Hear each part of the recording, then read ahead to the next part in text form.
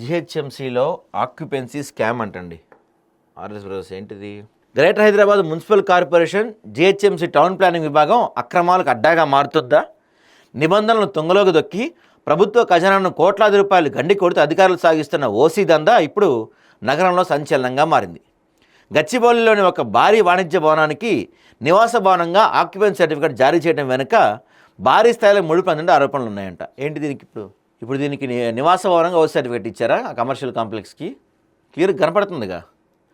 గచ్చిబౌలి గ్రామంలోని plot number 206, 206Aలో B Ashok బాబు అనే వ్యక్తికి సంబంధించిన భవన నిర్మాణ అనుమతుల ప్రక్రియలో అధికారుల నిబంధనలు ఇష్టారాజ్యంగా మార్చేశారు.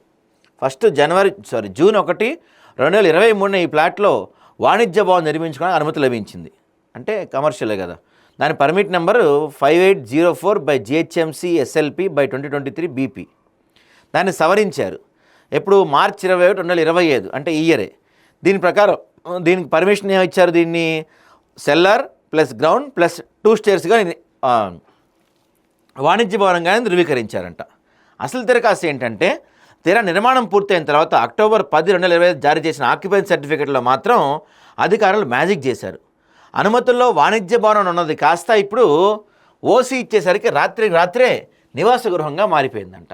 ఇది మరి రెసిడెన్షియల్ కాంప్లెక్స్, ఇది అపార్ట్మెంట్ అన్నమాట. ఇది టైపింగ్ ఎర్ర అంటండి. అనుమతి ఇచ్చేటప్పుడు సవరణలు చేసేటప్పుడు లేని పొరపాటు కేవలం ఓసీ ఇచ్చే సమయంలో ఎలా వస్తుందని సామాన్యులు ప్రశ్నిస్తున్నారు.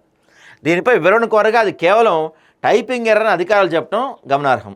అయితే క్షేత్రస్థాయిలో పరిశీలిస్తే ఇది పొరపాటు కాదు, ఉద్దేశపూర్వకంగా చేసిన చీకటి ఒప్పందం స్పష్టమవుతుంది.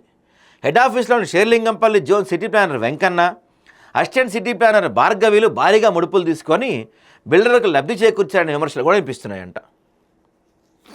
దీనివల్ల 23 లక్షల కాంపౌండింగ్ ఫీజుతో అధికారులు సరిపెట్టేశారు. వాస్తవానికి నిబంధనల విరుద్ధంగా ఉన్న డివియేషన్ల ప్రకారం భారీ జరిమానా విధించాల్సి ఉండగా తక్కువ మొత్తంతో వీళ్ళు మామా అనిపించేశారంట. ఆక్యుపెన్సీ సర్టిఫికేట్ ఆధారంగానే ఆస్తి పన్ను లెక్కిస్తారు. వాణిజ్య భవనానికి ఉండాల్సిన పన్ను రేటు కంటే నివాస భవనానికి పన్ను చాలా తక్కువ. ఓసీ రెసిడెన్షియల్ ఉండడం వల్ల భవిష్యత్తులో జిహెచ్ఎంసీకి రావాల్సిన లక్షలాది రూపాయల వాణిజ్య పన్ను ఆదాయానికి శాశ్వతంగా గండిపడుతుంది. ఎంత డబ్బులు తీసుకొని ఉండుంటే వీళ్ళు కమర్షియల్ కాంప్లెక్స్కి రెసిడెన్షియల్ అని చెప్పి ఓసీ ఇస్తారండి వీళ్ళు.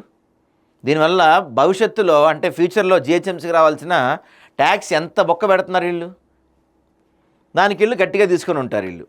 ఎవరు? మన Serilingampally zonal city planner Venkanna, assistant city planner భార్గవిలు.